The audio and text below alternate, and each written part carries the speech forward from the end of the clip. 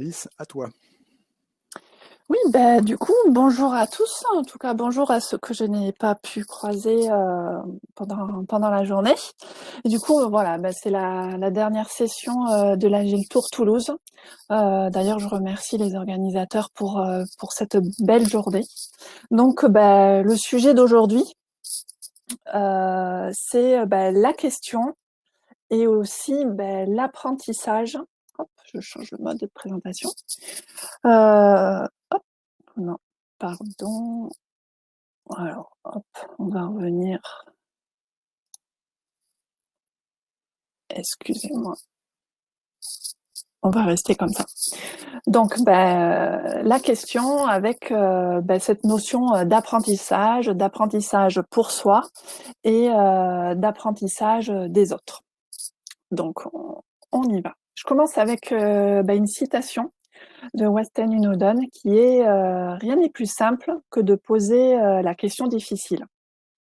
Où c'est simple de poser la question difficile. Et en fait, oui, effectivement, les questions, on les utilise un peu au quotidien. C'est relativement simple. Et du coup, on a tendance à partir dans certains travers, de poser des questions peut-être à répétition. Et du coup, de rentrer dans des difficultés. Donc là, ça va être le sujet du jour. Moi, je suis Alice Marteau. Je suis consultante. J'ai travaillé dans des très grosses sociétés telles que Airbus à Toulouse et aussi dans des toutes petites structures qui étaient en train de se construire. Je viens du logiciel et je suis plus orientée sur la partie test, validation, qualité. Et depuis quelques années, je me suis plongée dans tout ce qui est agilité, facilitation et aussi coaching. Et d'ailleurs, cette année, je suis en formation à l'IAE de Bordeaux. Sinon, en fait, j'habite à Marcheprime. Alors Marcheprime, c'est une petite commune entre Bordeaux et Arcachon, vraiment à mi-distance entre Bordeaux et Arcachon. Et c'est un lieu de passage. C'est un lieu de passage, c'est un croisement entre la route Bordeaux-Arcachon et la route des lacs vers l'autoroute de Bayonne. Et en fait, dans la région, pour les Bordelais, on connaît Marcheprime en disant ah ben oui, il y a le feu. Donc voilà, Marcheprime, il y a un feu, il n'y a pas grand-chose d'autre, mais il y a le feu. Pourquoi je dis ça? Avec la circulation, on a déconstruit ce feu, malgré ce qui est représenté, pour construire un rond-point. Et en fait, aujourd'hui, moi, je vais vous parler de questions, de questiologie.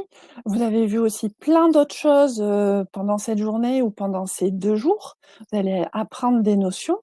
Je voulais faire cette petite parenthèse pour vous amener à réfléchir sur qu'est-ce que vous allez devoir déconstruire dans vos pratiques pour pouvoir intégrer ces nouvelles notions chez vous. Donc, cette nécessité de déconstruire pour reconstruire et ainsi progresser. C'était une petite parenthèse. Maintenant, on va rentrer vraiment dans le sujet. Donc, le sujet, c'est la question, la questiologie. Et je commence par m'orienter sur un premier bouquin qui est Les techniques de questionnement, avec cette petite phrase sur la droite. Avant de confronter ses idées, le bon réflexe est d'interroger. Et avant de décider, il vaut mieux s'interroger. Donc l'idée, en fait, c'est avant d'agir, avant de confronter ses idées, avant de décider, c'est s'autoriser un laps de temps pour s'interroger, pour réfléchir avant d'agir et de partir dans l'action. Du coup, j'apporte 2 notions. Il y a d'abord une première partie qu'on va approfondir sur prendre conscience des effets des questions. Et puis, on va voir aussi dans une deuxième partie, avoir des tips, des outils pour assimiler des réflexes. Donc, pour vous donner des repères sur cette conférence, je l'ai découpée en 4 parties. Partie 1, construire des questions. Partie 2, l'intérêt des questions. Une partie 3, plus avoir des notions pour évaluer les questions. Et une partie 4, plus pratique. Donc, j'ai l'impression que tout se passe bien. Donc, on continue. Construire et utiliser des questions. Donc, déjà, construire des questions, moi j'ai mon fils qui est en CE1. Déjà à cet âge-là, on commence à savoir poser des questions, à les écrire avec le mot interrogatif, l'inversion du sujet, le point d'interrogation. Et du coup, c'est simple, il n'y a pas de difficulté. D'ailleurs, tout le monde utilise les questions et on le fait tous au quotidien. Là où c'est un petit peu dommage, c'est que par simplicité, on a tous tendance à utiliser le même type de questions. Donc là, on peut peut-être un petit peu réfléchir. Du coup, je peux vous poser la question. Quel type de questions, vous avez tendance à utiliser? Et sur la droite, en fait, il y en a plein. Il y a plein de types de questions. Et en fait, la liste n'est pas exhaustive. Donc, les plus courantes, on peut trouver les questions ouvertes, les questions fermées. On peut aussi beaucoup utiliser les questions non rituelles. Mais il y a aussi des questions miroirs, des questions de validation, des questions rhétoriques. Et en fait, donc, il y a plein de types de questions. Et du coup, un petit peu là-dedans, c'est si on utilise toujours le même type de questions, on appauvrit notre conversation. Mais si justement on utilise plein de types de questions, on va enrichir notre conversation, enrichir la communication, enrichir notre échange. Donc voilà. Donc ça, c'est un premier axe de travail. Par contre, au quotidien, je vous l'accorde, c'est pas toujours très facile sur le moment de réfléchir, quel est le type de question? Qu'est-ce qu'elle avait dit? C'est pas forcément très simple. Je vais vous apporter une autre notion. Cette autre notion, c'est l'intention des questions. En fait, là, du coup, ça correspond plus au Start with Why de Simon Sinek. Et si je reprends le livre dont je vous ai parlé tout à l'heure, Les techniques de questionnement, l'auteur, en fait, dans ce livre, présente l'intention des questions comme le solfège du questionnement. Pourquoi le solfège du questionnement? Tout simplement parce que c'est la base, c'est la structure et c'est vraiment la profondeur, la base du questionnement. Donc là, j'identifie 4 types d'intentions de questions et on va les passer. Donc le premier, s'informer. Donc s'informer, ça va être plusieurs choses. D'abord, savoir. Alors savoir, c'est moi je cherche à savoir une information, je ne dispose pas de cette information. Par contre, mon interlocuteur, lui, il a cette information. Donc, je vais aller interroger cet interlocuteur, je vais aller lui poser la question pour récupérer l'information. Sinon, il y a aussi vérifier. Moi, j'ai peut-être une information, je l'ai, je crois, mais je ne suis pas sûre. Par contre, mon interlocuteur, lui, il la connaît. Du coup, je vais aller vérifier si mon interlocuteur a cette information. Il y a aussi pour tester, c'est-à-dire, moi, je n'ai pas l'information, mais je ne sais pas, en fait, si mon interlocuteur a cette information. Donc, je vais aller tester, lui poser une question pour savoir s'il sait, s'il connaît cette information. Et pour finir, il y a l'investigation. Donc là-dessous, je mets un outil facile et très puissant, qui est le QQO QCC, où du coup, on va vraiment explorer tout le problème, et même pour aller plus loin, on va reprendre chacune de ces questions en posant la question « Pourquoi ?» Donc c'est un outil qui marche très bien. Et du coup, comment on va s'aider qu'est-ce qui va faire la pertinence de ces questions-là? En fait, ça va être l'empathie et la curiosité. L'empathie parce que je vais aller écouter l'autre, et puis la curiosité parce que j'ai envie de savoir cette information. Je passe à l'intention suivante. L'intention suivante, ça va être réguler. Donc là, dans ce cas-là, je vais pas vraiment m'attarder sur le contenu de l'information, mais plus sur le rythme de la communication. Donc là, mon intention, ça va être soit de relancer une conversation, peut-être l'accélérer, ou alors justement ralentir et approfondir un sujet. Donc là, ce dont je vais avoir besoin pour poser ces questions-là, c'est un petit peu mon intuition. Je passe à l'intention suivante. L'intention suivante, c'est influencer. Donc influencer, soit je vais influencer de manière consciente, comme par exemple pour convaincre, soit je vais influencer aussi de façon inconsciente. Là, du coup, pour influencer, je peux aussi agir sur l'intégrité de la personne. Donc, à voir comment c'est utilisé.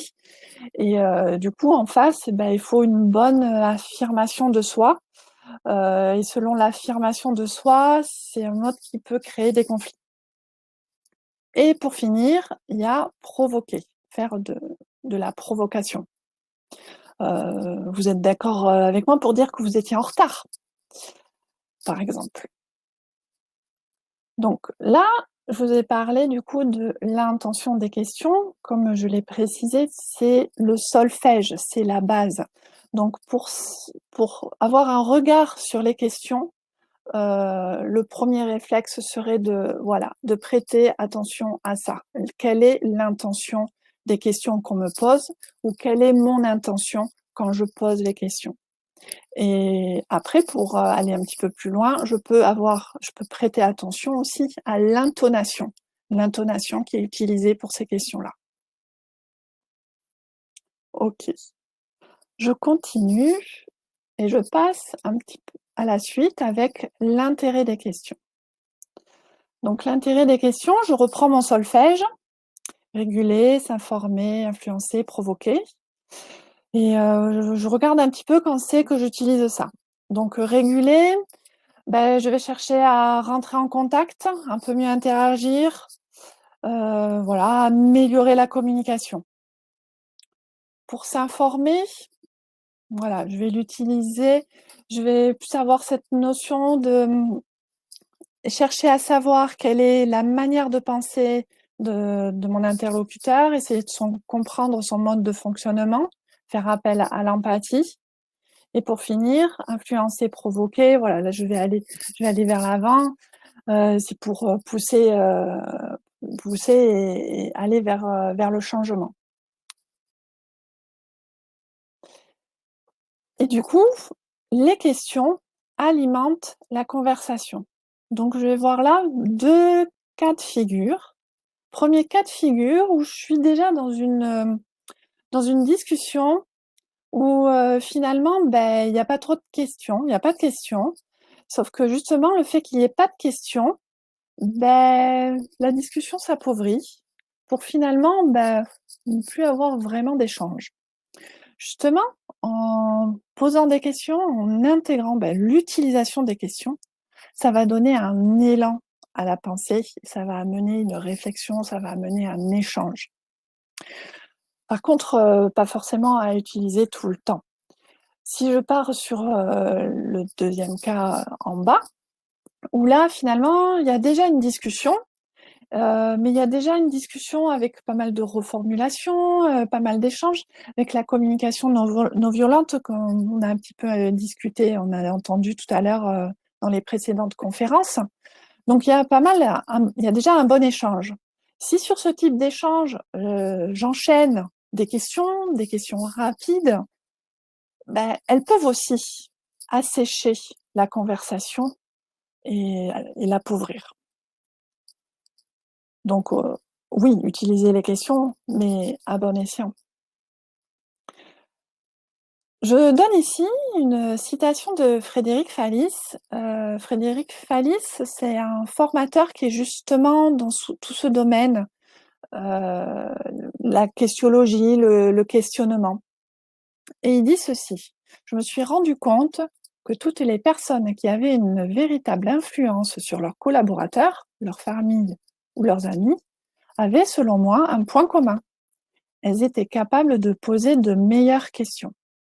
Alors, moi, j'ai bien aimé cette phrase-là. Et du coup, je me suis pas mal interrogée sur cette notion de meilleure question.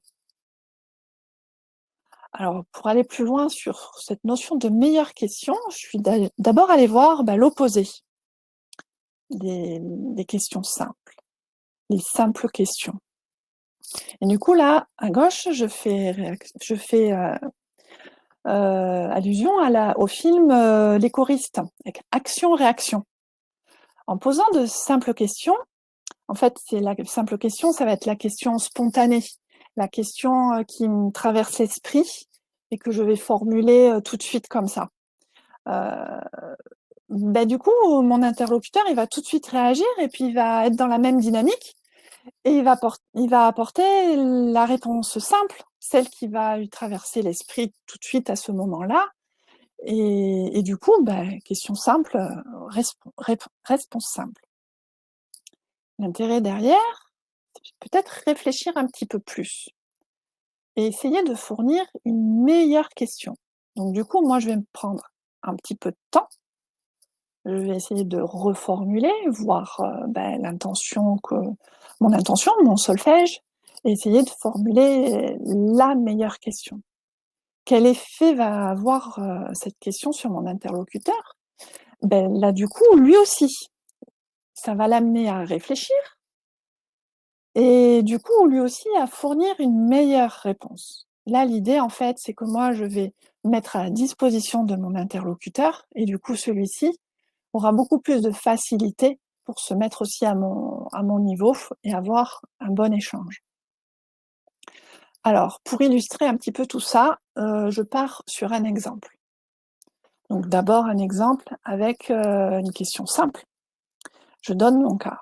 Arthur travaille avec Bernard. Ils ont les mêmes responsabilités et s'organisent pour se répartir les tâches en toute autonomie. Aujourd'hui, ils ont eu connaissance de leur augmentation annuelle respective. Arthur ne comprend pas la différence. Donc un petit peu plus tard, Arthur croise son manager et puis il lui pose la question: pourquoi n'ai-je pas une augmentation telle que celle de Bernard? Donc là, on peut s'imaginer la suite de la conversation. Peut-être un peu gêné, ou un peu de justification, ou en tout cas un échange pas forcément plaisant, ni pour l'un ni pour l'autre. Et du coup, on va reprendre ce cas-là, mais cette fois-ci, Arthur connaît Frédéric Fallis, dont je vous ai parlé tout à l'heure. Ils ont pas mal travaillé sur la questiologie et ils ont reformulé la question avant de croiser le manager. Et du coup, la question est maintenant: comment pourrais-je avoir une valeur pour l'entreprise qui corresponde à mes espérances financières? Alors là, on imagine une suite au niveau de l'échange, de la communication, très, très différente. On voit bien que la relation entre Arthur et son manager va être clairement différente.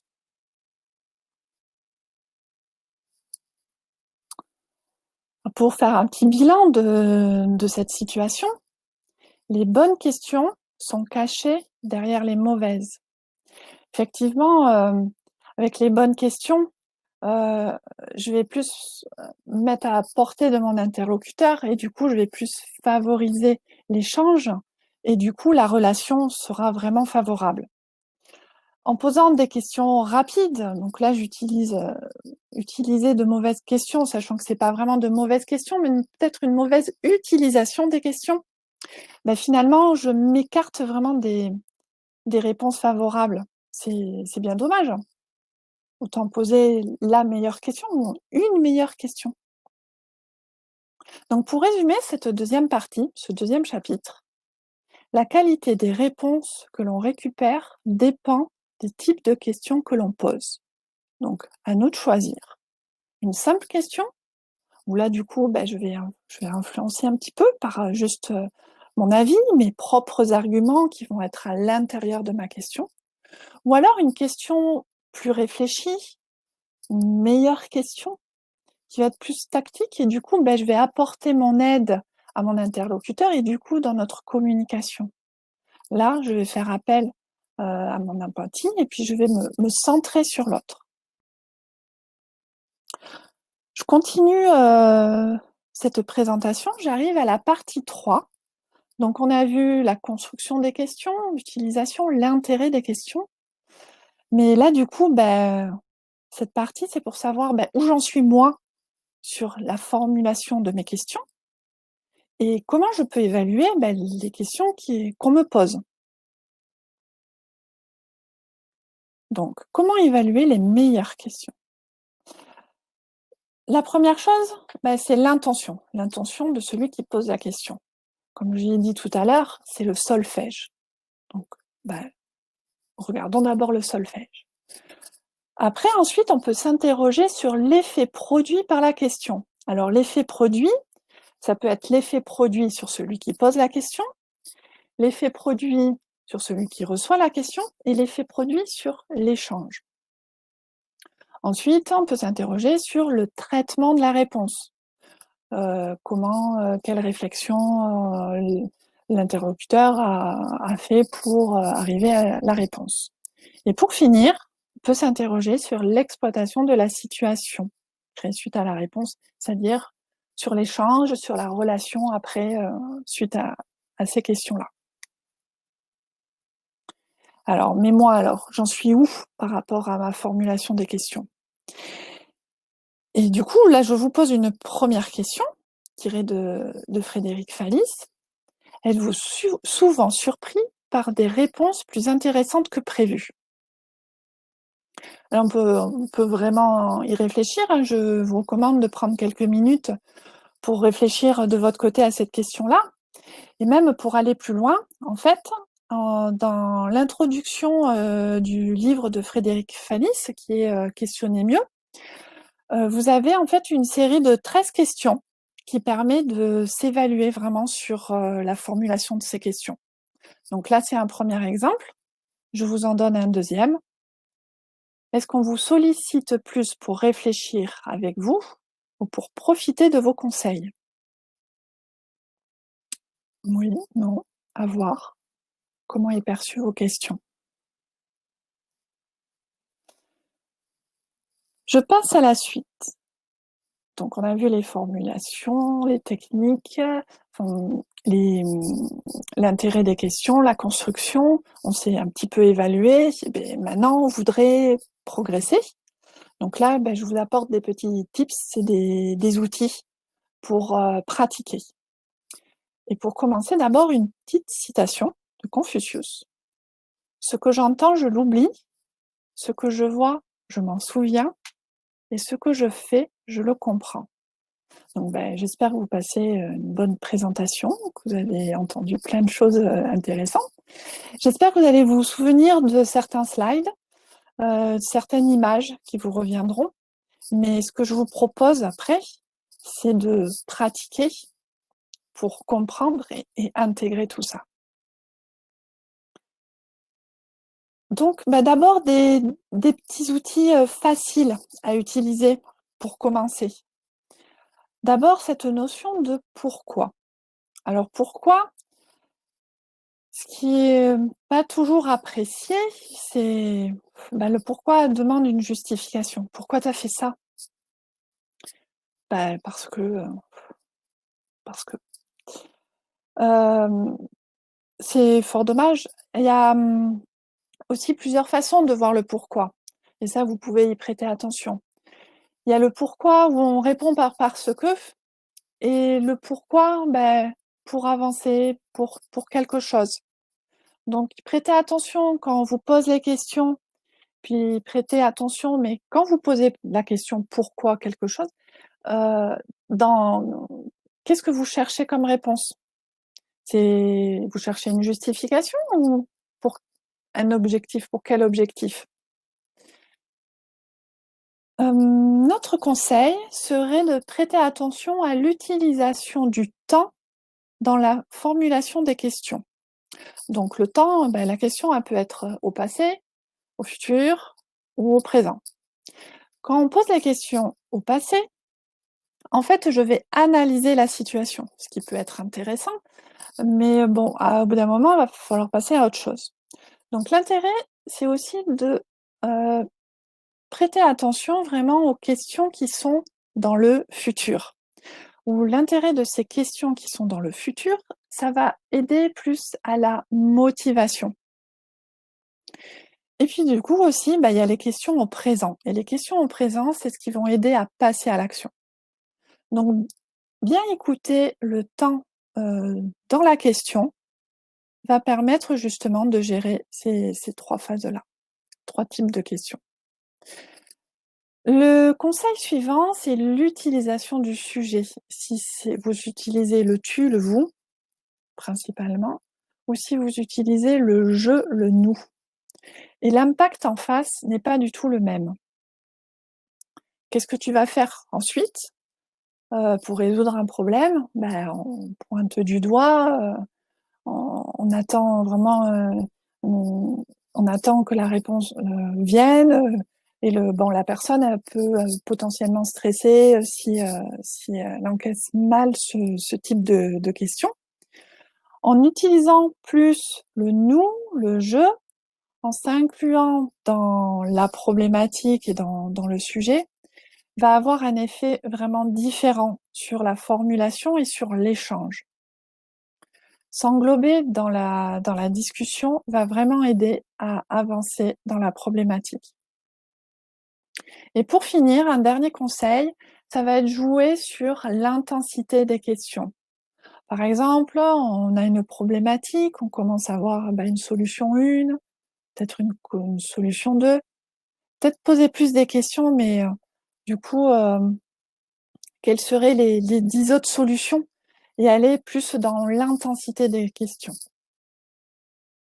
Donc ça, c'est des premiers petits tips qu'on peut travailler. Et après, on peut carrément aller sur des ateliers pour s'entraîner et pratiquer les questions. Donc là, je vous en propose 2. Le premier qui va plus se jouer sur l'engagement. Donc c'est Apple qui a été très fort là-dessus. Et là, l'intérêt, en fait, c'est faire émerger une question dont votre solution est la réponse. C'est un petit exercice que vous pouvez faire vous tout seul ou alors en équipe.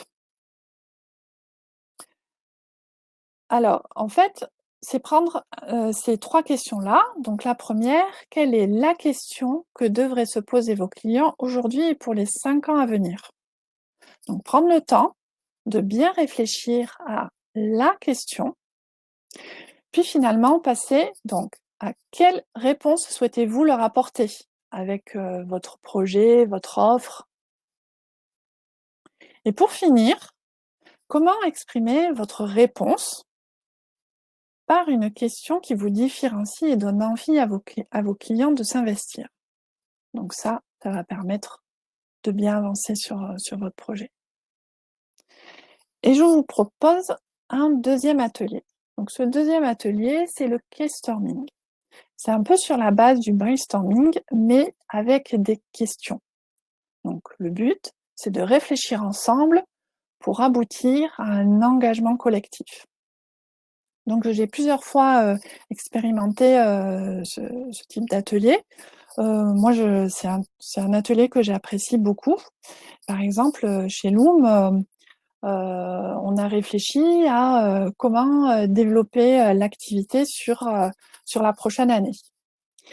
Et du coup, on a suivi ce mode d'emploi avec d'abord une phase individuelle. Alors la phase individuelle, en fait, les gens, ils rentrent facilement dans l'atelier parce que, comme on a dit, poser des questions, on le fait tous, et on le fait tous au quotidien. Donc on n'a pas de problème pour noter individuellement ces questions et utiliser notre créativité pour noter plein de questions sur notre problématique. Et après, du coup, on va avoir cette phase de regroupement des questions pour définir des thèmes, prioriser ces thèmes. Et du coup, après, on va tous discuter pour reformuler ces thèmes en questions puissantes. Et là, comme j'ai pu expérimenter chez Loom, ça amène beaucoup de discussions. Il faut qu'on se mette tous d'accord pour reformuler cette question inspirante. Et en fait, l'exercice, il est vraiment là et il est très intéressant. Pour après finir la phase de réponse. Et là, je vous donne une citation de Albert Einstein. Si je disposais d'une heure pour résoudre un problème dont ma vie en dépend, je consacrerai les 55 premières minutes à définir la question à se poser, car une fois cela fait, je pourrai le résoudre en moins de 5 minutes. Donc voilà, l'exercice, il est vraiment là. Bien travailler sur la formulation de la question. Quand on est dans le cadre d'un atelier et qu'on est en groupe, bien se mettre d'accord sur la formulation de la question et après, on y répondra plus facilement. Donc, j'arrive au bout de cette présentation et avec le mot de la fin où je voulais soulever trois points. Le premier, quand on pose une question, en fait, nous, on s'expose déjà un petit peu. La question en dit long sur celui qui pose la question. Mais du coup, en face, on demande à l'autre aussi de se livrer. Le deuxième point, c'est la richesse des questions fait la richesse des réponses. Donc là, j'espère avoir bien illustré ce point-là. Plus on aura une question riche, ce que j'ai appelé les meilleures questions, plus on aura de richesse dans nos réponses. Et pour finir, poser des questions, c'est s'ouvrir aux autres.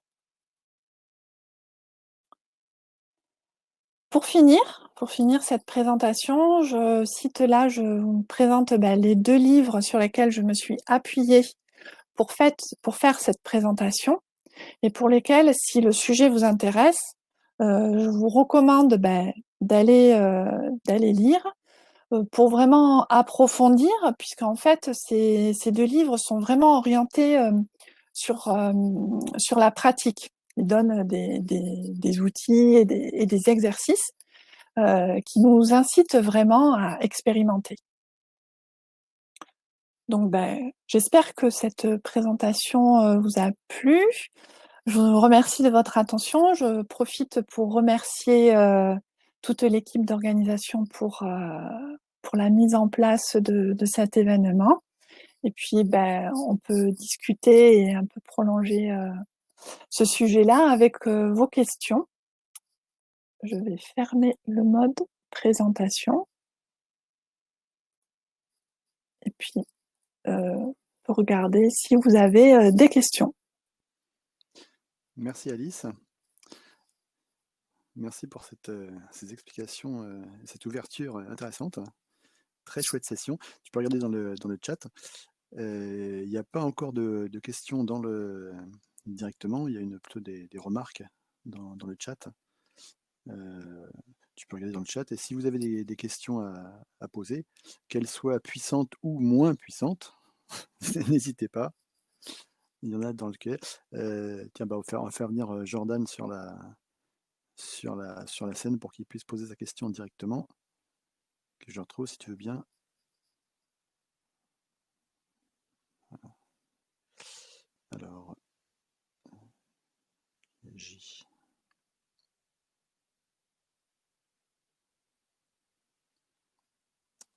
Ah, ça y est, t'es passé en premier. Il avait levé la main. Je l'avais pas vu. Oui. Jordan. Bonjour. Bonjour.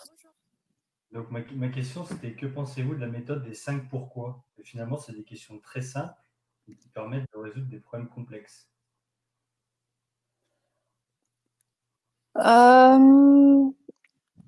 Oui, c'est pas forcément une technique que j'ai tendance à vraiment utiliser. C'est vrai que du coup, après ça dépend ce que tu veux chercher.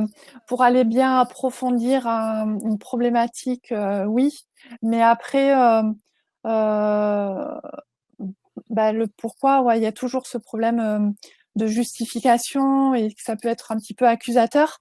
Donc, ça revient aussi à cette notion d'utilisation du temps dans les questions.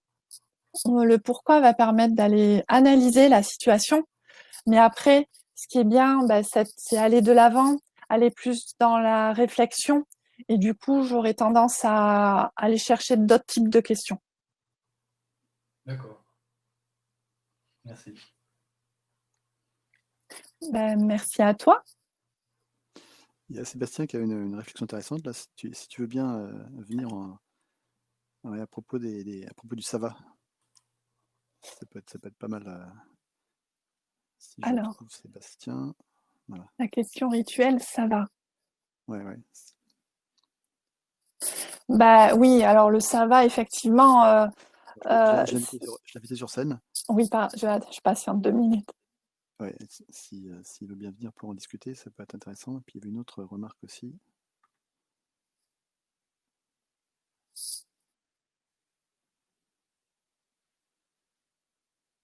Ah mince, c'est vrai, Sébastien, zut, Sébastien, il y a un problème de micro.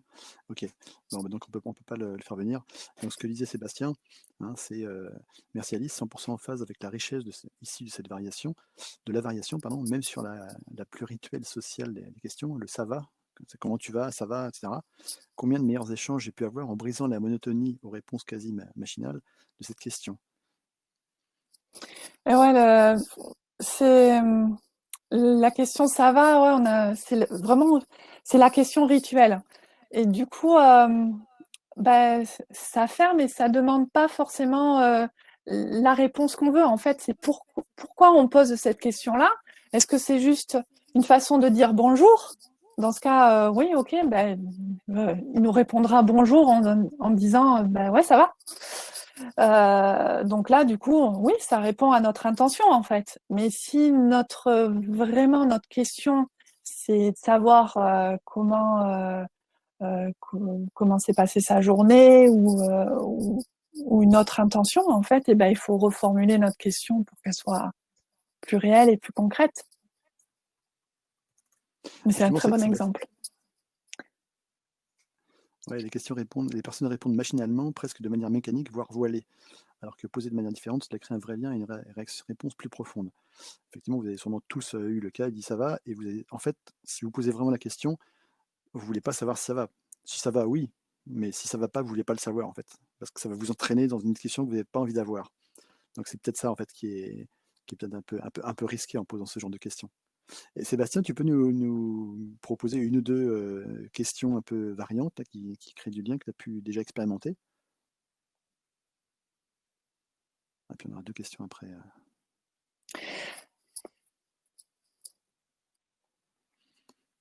Alors si tu vas dans le QA, il y a d'autres questions. Qu'est-ce qui t'est arrivé de sympa depuis hier?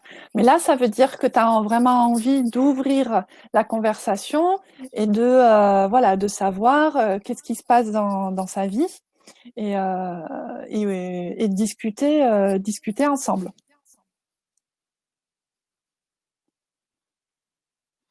Je vais faire monter Aurélie sur scène. Oui, voilà. Et en plus, connaît le sujet. On a encore 5 minutes.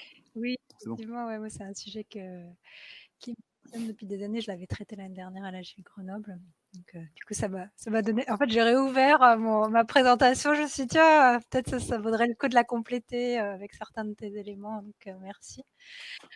C'est toujours très différemment.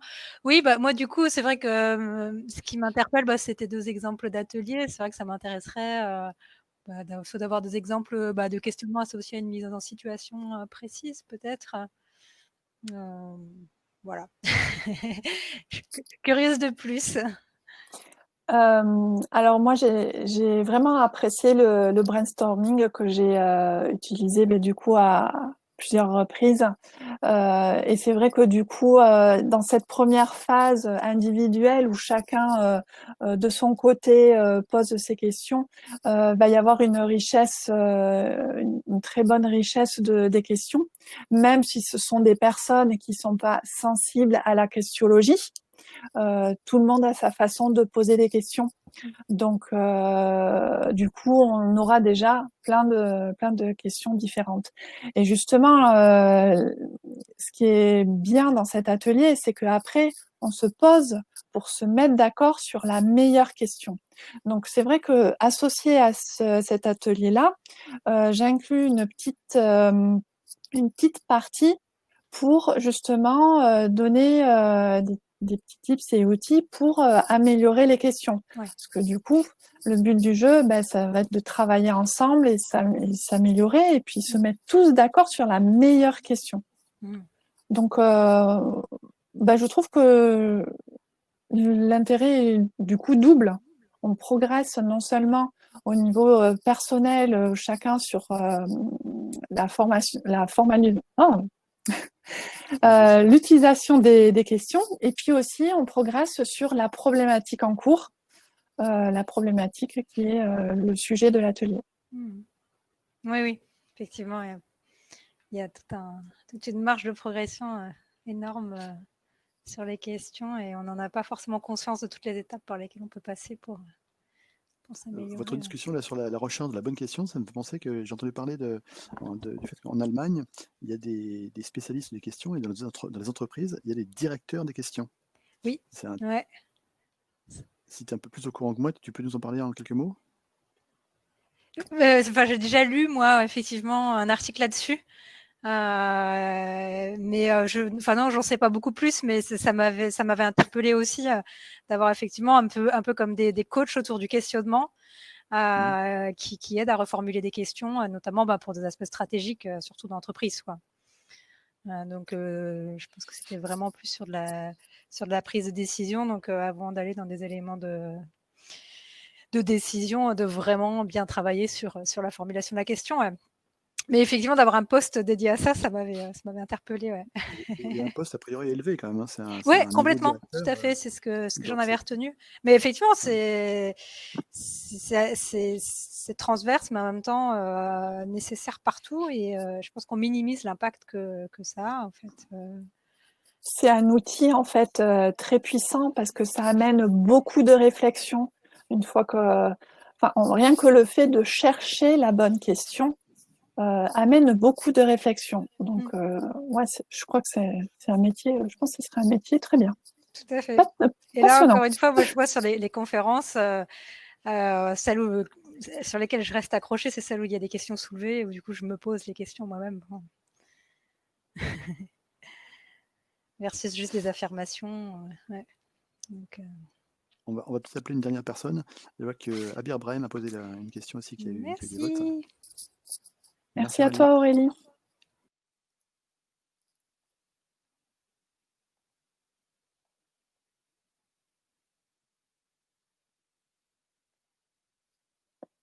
Alors, voilà. Bonjour. Bonjour. Alors, ma question, c'était par rapport aux questions ouvertes. J'ai l'impression que, de ce que j'ai compris, toute question qui mène à une réponse binaire, oui ou non, de ce genre, ça ferme un petit peu la discussion. C'est plus, du coup, les bonnes questions, les questions qui incitent à réfléchir, à discuter, à développer la discussion. D'où ma petite question, est-ce que du coup les questions ouvertes font partie des bonnes questions? J'aurais tendance à dire oui, mais pas un oui complet. Parce que effectivement, les questions ouvertes vont plus facilement apporter de la réflexion. Mais pas forcément toutes les questions ouvertes. Pour moi, c'est pas suffisant.